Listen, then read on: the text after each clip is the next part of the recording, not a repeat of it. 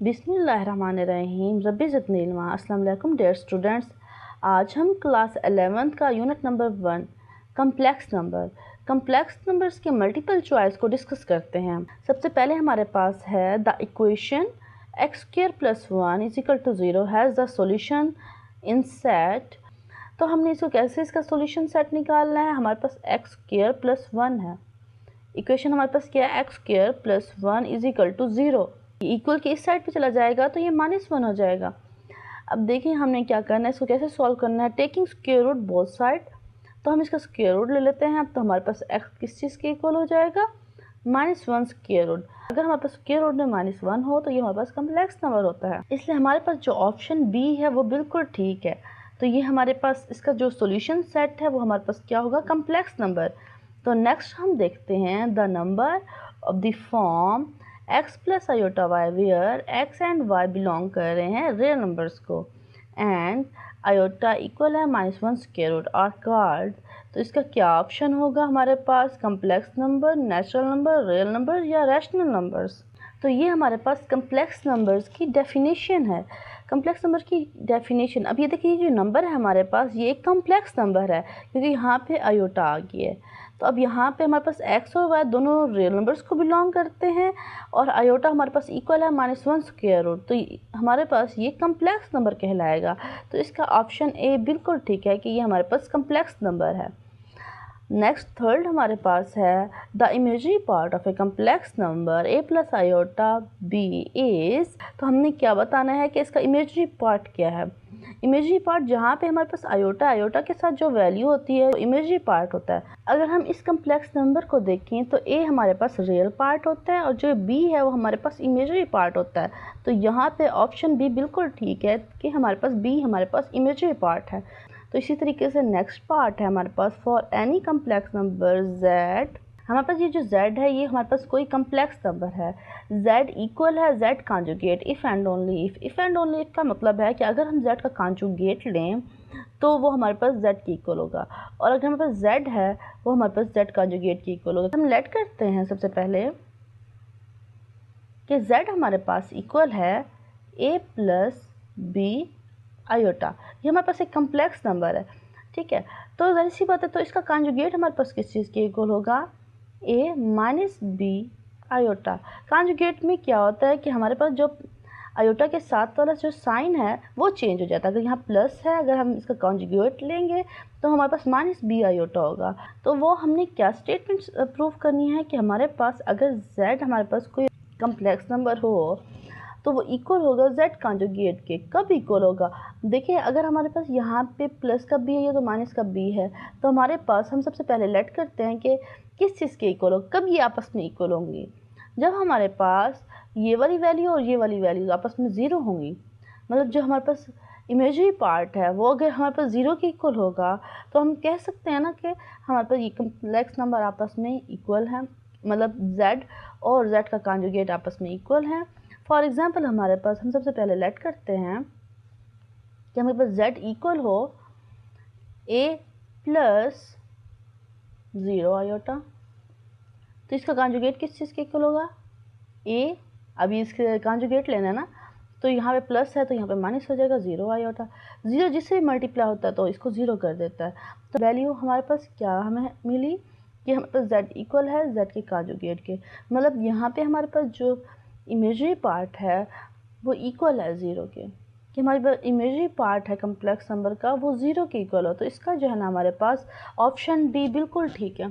तो हमारे पास नेक्स्ट है इफ़ z इक्वल है -2 + 3 iota then z conjugate equal है, किस चीज़ के इक्वल होगा। कॉन्जुगेट का क्या होता है कि अगर हम इसका कॉन्जुगेट लें आयोटा के साथ वाला जो साइन होता है ये चेंज हो जाता है।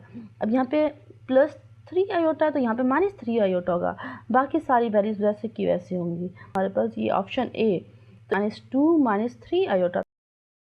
तो हम नेक्स्ट पार्ट करते हैं a set of complex number is denoted by. आपके पास जो सेट है कम्प्लेक्स नंबर किसको डिनोट करता है, तो हमारे पास ए ऑप्शन में क्या है, सी इक्वल है a + b आयोटा। ये हमारे पास एक कम्प्लेक्स नंबर है, a और b दोनों रियल नंबर्स को बिलोंग करते हैं और iota square is equal to -1। तो इसका जो ऑप्शन ए है वो बिल्कुल ठीक है। तो ऑप्शन बी में क्या कह रहे हैं, a + b आयोटा जो है ना ए और बी जो है ना प्राइम नंबर को बिलोंग कर रहे हैं, और हमारे पास जो iota square is equal to -1, और ये क्योंकि गलत है, ये प्राइम नंबर के इक्वल आया हुआ, यहाँ पे ये चीज़ आ रही है इसलिए ये गलत है। ए प्लस बी आयोटा जो है ना कम्प्लेक्स नंबर है, ए और बी रियल नंबर्स को बिलोंग करता है, iota square is equal to 1, तो ये भी गलत है क्योंकि आयोटा स्क्वायर हमारे पास -1 के इक्वल है। A plus B iota, A B belong कर रहे हैं रियल नंबर्स को, और आयोटा इज इक्वल टू -1, ये भी गलत है क्योंकि आयोटा स्क्वायर इक्वल होता है -1 के। इस तरीके से हमें क्वेश्चन दिएंगे तो हमने इसका सही ऑप्शन बताना है, तो इसका सही ऑप्शन है ए। तो हमारे पास क्वेश्चन नंबर 7 है। तो हमारे पास नेक्स्ट पार्ट है the real part of z is, अब देखिए ये हमारे पास एक कम्प्लेक्स नंबर है तो हमने इसका रियल पार्ट बताना है। तो रियल पार्ट क्या होगा, इसको हम थोड़ा सा सिंप्लीफाई करेंगे। सबसे पहले जो आयोटा है ये अंदर मल्टीप्लाई हो जाएगा, जब ये मल्टीप्लाई होता है तो 3 iota minus 4 iota square. Iota square तो हमें पता है ना किस चीज़ के इक्वल होता है, -1 के। तो हमारे पास क्या वैल्यू आई, 3 आयोटा, ये वाला माइनस और ये माइनस +4। तो अब देखिए ये हमारे पास रियल पार्ट है, तो हमारे पास ए ऑप्शन बिल्कुल ठीक है। इसी तरीके से नेक्स्ट पार्ट करते हैं the imaginary part of this, ये एक कम्प्लेक्स नंबर है तो हमने इसमें से इमेजिनरी पार्ट बताना है। कैसे बताएंगे, इसको थोड़ा सा सिंप्लीफाई कर लेते हैं। जो ये वाली वैल्यू 7 वो इसके साथ भी है, वो 7 इसके साथ भी है, तो हम इसको अलग अलग करके लिख देते हैं। 5/7 आयोटा -2/7। अब देखें इसमें से हमने इमेजिनरी पार्ट बताना है, तो इसके लिए हमारे पास 5/7 सी ऑप्शन बिल्कुल ठीक है। इमेजिनरी पार्ट, तो हमारे पास इमेजिनरी पार्ट कौन सा होता है, जो आयोटा के साथ वाला जो वैल्यू होती है, आयोटा के साथ वाली जो वैल्यू होती है वो हमारे पास इमेजिनरी पार्ट है। तो 5/7 ये हमारे पास इसका ऑप्शन बिल्कुल ठीक है। तो फिर हम नेक्स्ट करते हैं कि हमारे पास यहाँ पे आयोटा स्क्वायर इंटू आयोटा की पावर 4 इंटू आयोटा की पावर 6 इंटू आयोटा की पावर 8 इक्वल टू किस चीज़ की इक्वल होगी। आयोटा स्क्वायर तो हमें पता है ना किस चीज़ की इक्वल होता है, -1। इसकी जगह हम -1 पुट कर सकते हैं, और यहाँ पे हमारे पास क्या है, आयोटा स्क्वायर का स्क्वायर, हम इसको लिख सकते हैं ना, इसको ऐसे लिख देंगे। और यहाँ पे हम लिख सकते हैं ना आयोटा की पावर स्क्वायर की पावर 3, क्योंकि 3 2 6 होता है। इसी तरीके से हम यहाँ पे भी लिख सकते हैं हमारे पास आयोटा की पावर स्क्वायर की पावर 4, इस तरीके से। अब देखें यहाँ पे -1 है तो यहाँ पे भी -1 पुट कर देते हैं, -1 की पावर 2। तो यहाँ पे भी -1 पुट कर देते हैं, -1 की पावर 3, और यहाँ पे -1 पुट कर देते हैं, -1 की पावर 4। ठीक है, इस तरीके से। अब ये हमारे पास क्या है, स्क्वायर। अब -1 का जो स्क्वायर होगा, क्योंकि स्क्वायर एक इवन नंबर है, तो ये हमारे पास पॉजिटिव हो जाएगा। -1 हम वैसे लिखते हैं, इक्वल का साइन हम लगाते आएंगे। अब देखिए -1 हमारे पास वैसे का वैसे आ जाएगा, क्योंकि यहाँ पे -1 का स्क्वायर है तो ये हमारे पास +1 हो जाएगा। क्योंकि यहाँ पे हमारे पास -1 का क्यूब है, तो हमारे पास ज़ाहिर सी बात हमें पता है ना कि जो ऑड नंबर होता है वो अगर इसके साथ मल्टीप्लाई हो तो भी -1 ही रहेगा। और यहाँ पे हमारे पास 4 है, ये इवन है, तो ये +1 हो जाएगा। तो हमारे पास ये वाला माइनस और ये वाला माइनस आपस में मल्टीप्लाई हो तो +1 हो जाएंगे। इसी तरीके से हम इसको करें तो यहाँ हमारे पास आंसर क्या आता है, 1। तो इसको अगर हम सॉल्व करें तो हमारे पास ए ऑप्शन बिल्कुल ठीक है। तो इसी तरीके से इसका यही आंसर होगा। तो नेक्स्ट पार्ट हमारे पास है 1 + आयोटा की पावर 10। अगर हम इसको सॉल्व करें तो हमारे पास कौन सा ऑप्शन ठीक होगा, तो हम इसको करके देखते हैं। 1 + आयोटा की पावर 10, इसको हम किस तरीके से सॉल्व करेंगे। सबसे पहले हम इसको ऐसे भी कर सकते हैं कि हमारे पास 1 + आयोटा और यहाँ पे हम इसका स्क्वायर लगाएं।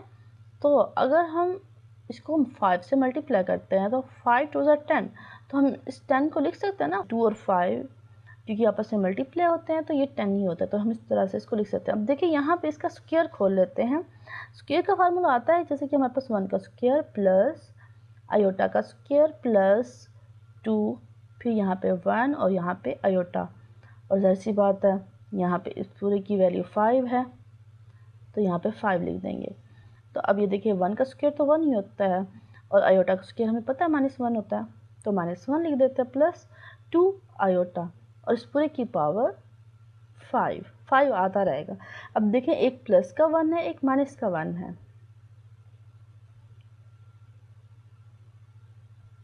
तो इस तरीके से। अब देखें ये दो आपस में कट जाएंगे तो हमारे पास क्या आया, 2 आयोटा की पावर 5।